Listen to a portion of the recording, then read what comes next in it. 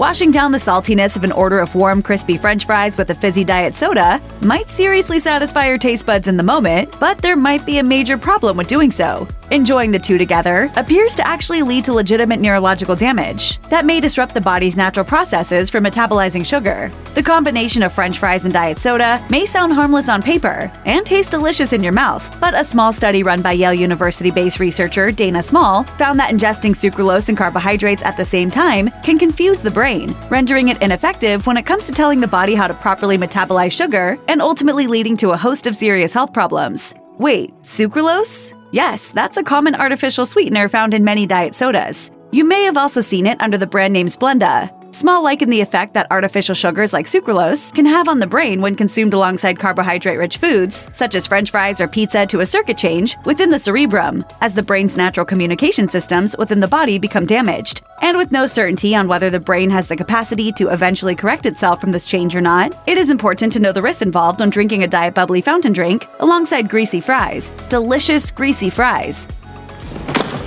There are several sacred things in this world that you don't ever mess with. One of them happens to be another man's fries.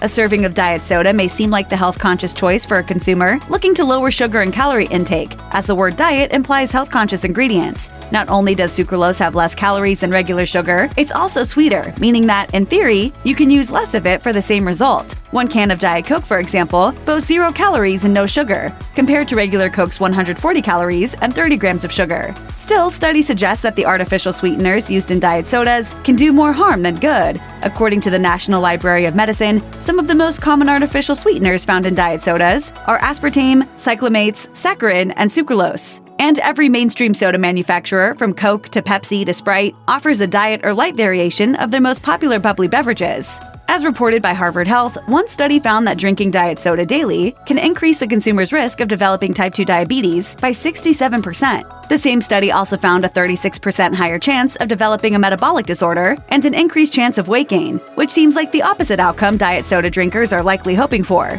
According to Healthline, individuals who ingest diet sodas are also subject to increased risk of high blood pressure, heart disease, and kidney disease. Not exactly what we think of when we think healthy. In addition to the health risks posed by the artificial sugars found in diet soda, it is important to consider what happens when carbs are consumed alone. Two processes happen within the body when carbohydrates are ingested. First, blood sugar and insulin levels go up. Then the insulin transports the excess glucose into your body's cells to be used as fuel, which in turn brings blood sugar levels back down to normal. When you introduce sucralose to the mix, however, the combination of the two substances causes the brain to change how the body interacts with the insulin, responsible for lowering glucose levels. The cells can become resistant to insulin, and with it still having an overflow of glucose that has nowhere to go, the brain can trigger the body into producing more insulin in an attempt to return to blood sugar balance. When this process is continuously repeated, it puts the body at a higher risk for developing type 2 diabetes, as well as accelerates weight gain. To avoid the health risks that come with consuming carbohydrates and diet soda simultaneously, Health Digest says it is best to drink the diet soda by itself and limit carb intake to 1 hour before you gulp down the artificially sweetened beverage and 1 hour after.